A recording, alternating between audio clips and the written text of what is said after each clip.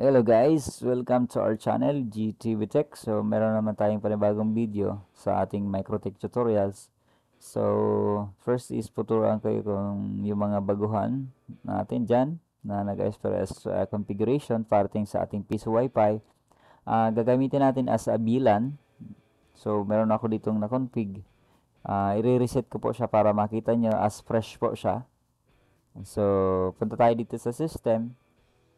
Then reset natin siya. Reset, no default configuration, do not backup. So hindi natin siya iba-backup kasi babaguhin natin siya. Reset, yes. So hintayin lang natin mag-reset para mabago yung ating hex. So ang aking pala dito is hex pala ang gagamitin natin para sa ating VLAN. Wala po siyang wireless. Lalagyan natin siya ng access point para doon tayo kumonek. Just wait lang natin siya para mag-restart. Ayan. So, kailangan lang nating hintayin.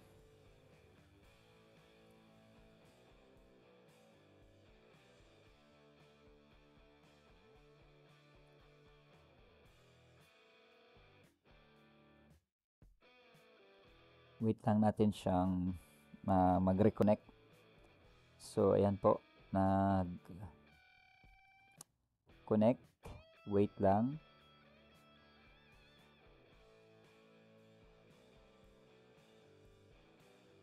So, connect natin dito. So, walang password kasi yan eh. Connect. So, lalagay natin na siya ng password. 123. 123. Change. Yan. Okay. So, ibig sabihin, malinis na po ang ating interface. Malinis na po kasi restart na po tayo. Since ang gagamitin ko po dito si Hex, latest version po ang ating ngayon, 17.14. Upgraded po siya sa ating packages, ating software. So, i-rename natin siya. Ang gagawin natin is a VLAN para sa ating piso Wi-Fi or para sa ating VLAN na Raspberry Pi. Gagawin natin siyang VLAN si Microtech natin. Alright, so i-rename natin itong bawat interface natin. Si Ether 1, lalagay natin si ISP. Yan, apply lang natin. Then Ether 2, lalagay natin si Orange PI. Yan. Slash Raspberry Pi. Pwede man ganyan. Apply lang natin siya. Then Ether 3, lalagay natin si EP1. Access point 1 natin. Then si Ether 4, EP2. Access point 2 natin. Then si Ether 5, lalagay natin si LAN or slash PC. Pili natin sa network natin or sa personal computer natin para dyan natin makonfig siya. Or kung may ilalagay natin switch, ganyan. So, dalawa po ang ating access point na ilalagay, AP1, AP2. So, pwede kayo mag-additional na access point niyan. Maglalagay lang kayo ng switch dito sa AP2, kahit alan dyan, sa AP1, para dumami po ang inyong access point para makover nyo po yung buong barangays niya. So, pwede rin gamitin to as a P2P, point to point para magkaroon mas malawak pa ang ma-receive mong mako-covered mong range ng Wi-Fi mo para sa iyong pagpipiso Wi-Fi. Para ito sa mga nagpipiso Wi-Fi, gamitin ang ating Microtech. So, sa akin po is Hicks ang ginamit ko. Mostly, karamihan, ginagamit nila is yung RB na ginagamit para mas pangmalakasan daw. Sa akin, ito lang, Hicks lang. So, since nakagawa na tayo dito, na-rename na natin, punta po tayo dito sa bridge. Pag sasama-samahin natin dito si Orange PI, EP1, and EP2. Si LAN, hindi natin isasama, pati si ISP sa bridge po natin. So, kikreate po tayo, additional, add, then, bridge VLAN. Okay, apply lang natin. So, since meron na tayong bridge sa bilan, i-connect na natin siya. Itong tatlong yan, Ether 2, Ether 3, Ether 4, pagsasama-samahin natin siya sa isang port lang po. Okay? Punta tayo dito sa bridge. Hanapin natin si Orange PI. Sama. Ayan. Okay. Another. Add lang ulit natin. Si AP1. Add. Okay. Then si AP2. Apply. Okay. So, pinagsama-sama natin si tatlong Ether 2, Ether 3, Ether 4 sa isang bridges lang po. Sa isang port lang po siya. Okay? So, i-click natin ito si Ether 4. Click natin si bilan. Lalagay natin siya si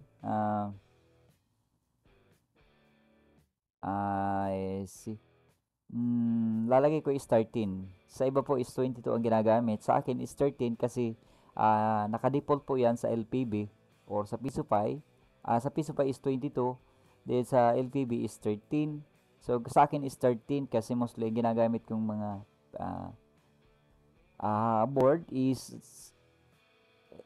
Orange Pi or Raspberry Pi na LPB ang aking software. So kaya ilalagay ko is 13. So apply ko lang yan.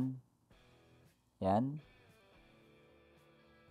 Okay. Since naka 13 na siya, then si Ether 2 ay Ether 3 AP1 lalagay ko dito. Yan.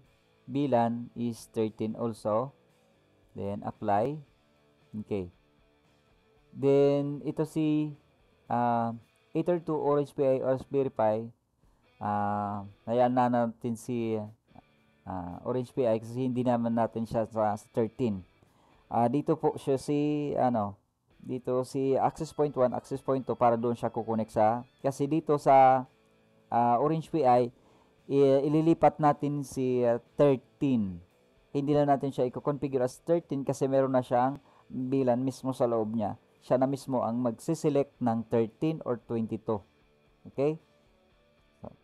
Then, balikan natin si bridge.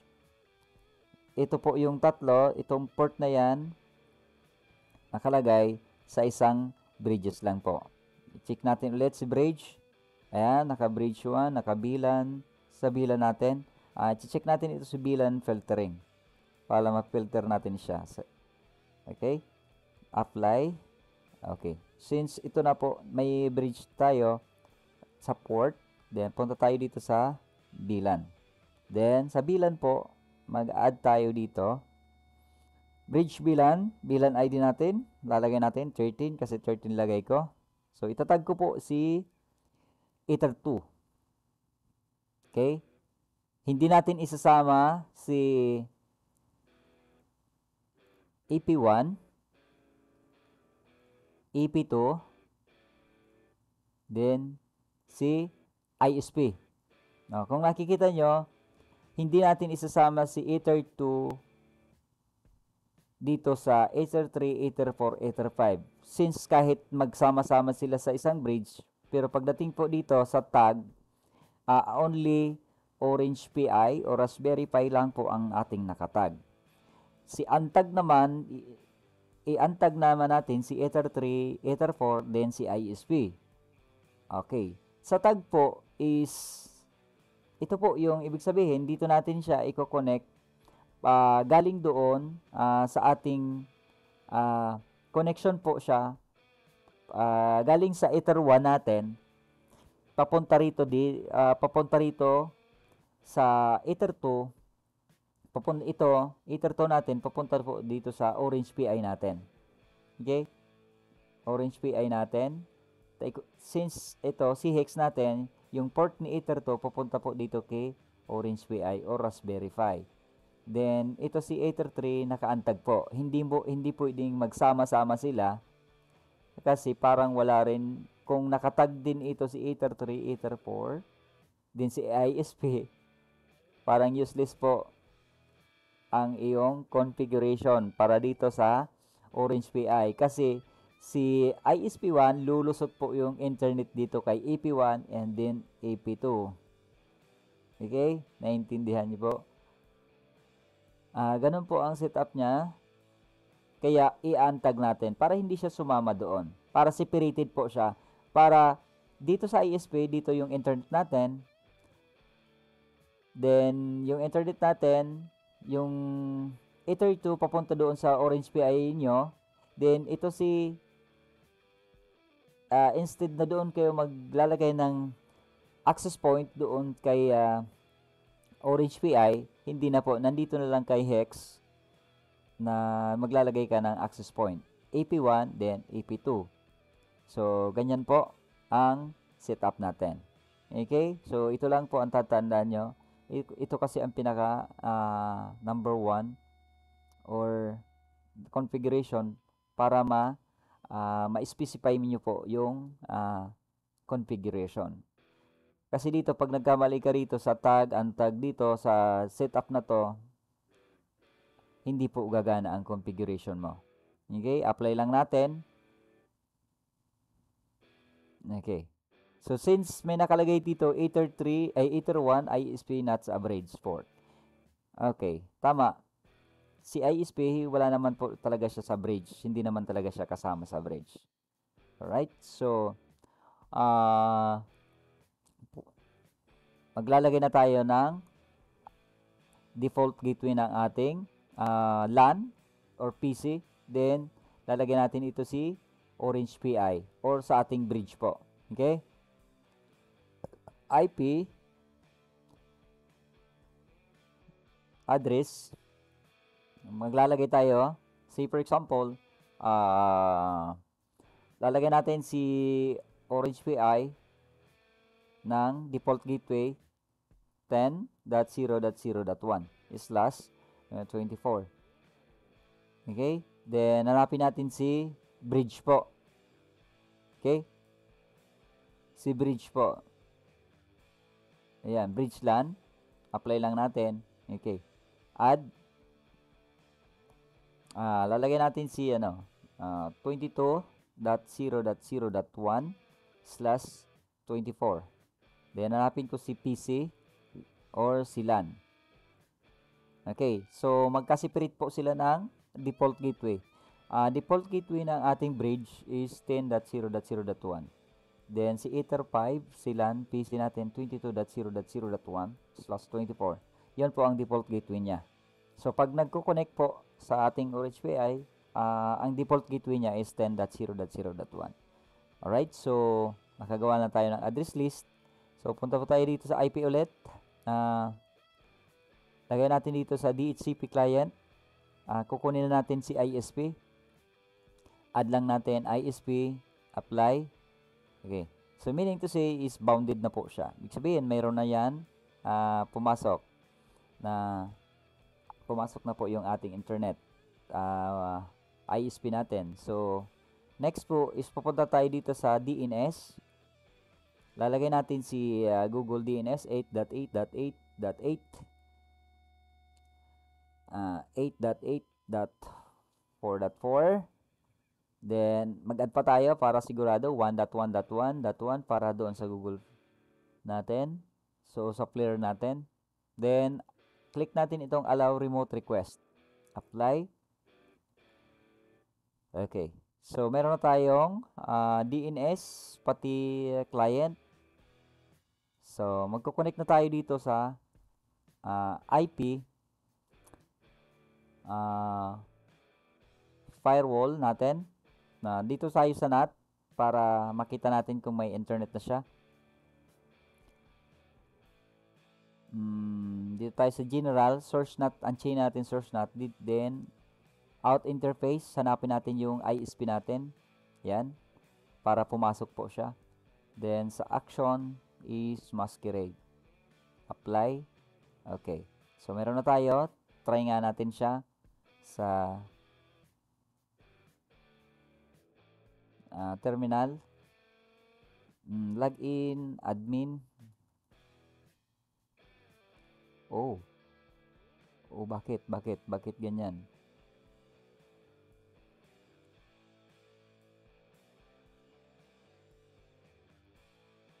Admin, enter, 1, 2, 3, password natin.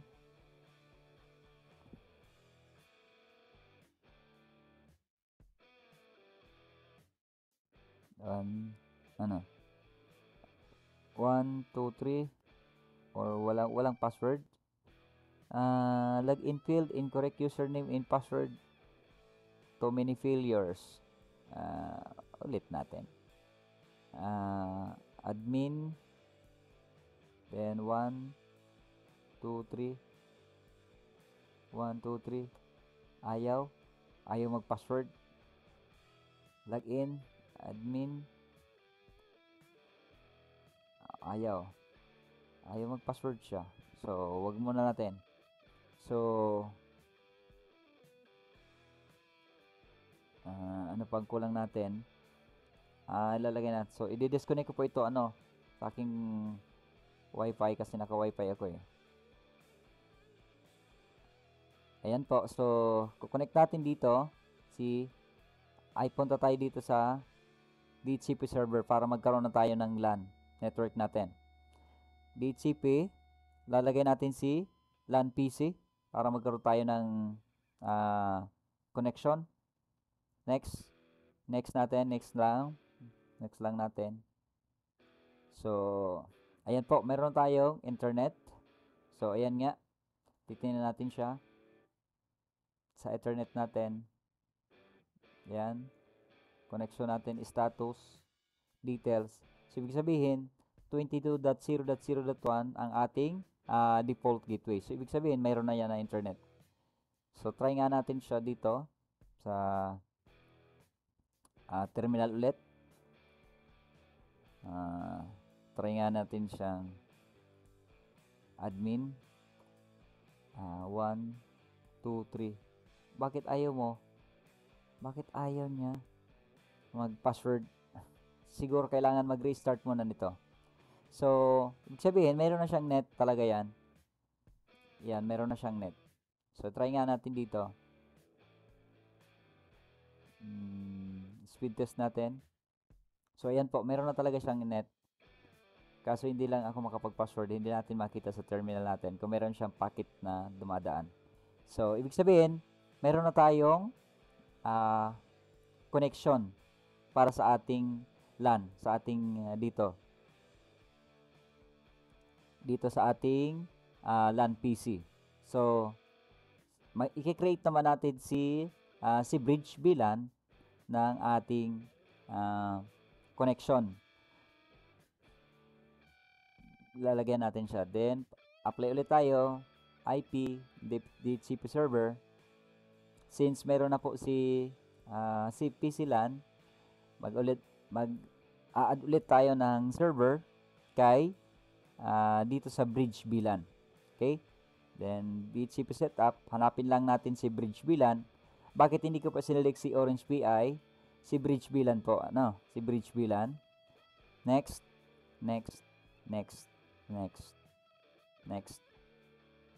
Okay. So, ibig sabihin, mayroon na po siyang server si bridge. Si VLAN natin. So, ito na po ang ating connection para sa ating bridge VLAN setup para sa ating PC Wi-Fi. So, ang susunod po nito is i-connect mo na po siya doon sa iyong Orange PI. Ipapalitan mo na po siya ng VLAN ID is 13. So, ito po ang ating configuration is tapos na po ito. Since wala po akong LPB ngayon na maisasample sa inyo. Pero ito po is 100% functional po kasi ito po ang ginagamit ko para sa aking PC Wi-Fi, para sa aking VLAN. So, hayaan nyo po, next time, pag mayroon akong, kasi yung lahat ng PC Wi-Fi ko naka-deploy kasi. Kaya hindi ko maisample sa inyo ngayon. So, ngayon, pag may panibago, i-add ko po ito lahat na additional or part 2 para makita nyo kung gumagana ba tong ating configuration. Okay? So, that's it guys for my video tutorial for today. I hope enjoy and sana po may natutunan kayo about dito sa aking tutorial sa Microtech. So, Please like and subscribe in my YouTube channel. Maglagay din kayo ng comment para sa akin kung meron akong nakalimutan or mayroon pa akong na-miss or may mali ba akong naisabi or configuration para maitama natin. So, ang ating configuration po is a basic lang po tayo. Basic lang po ang ating configuration. So, I hope enjoy watching in my configuration and my tutorial. See you guys for my next video.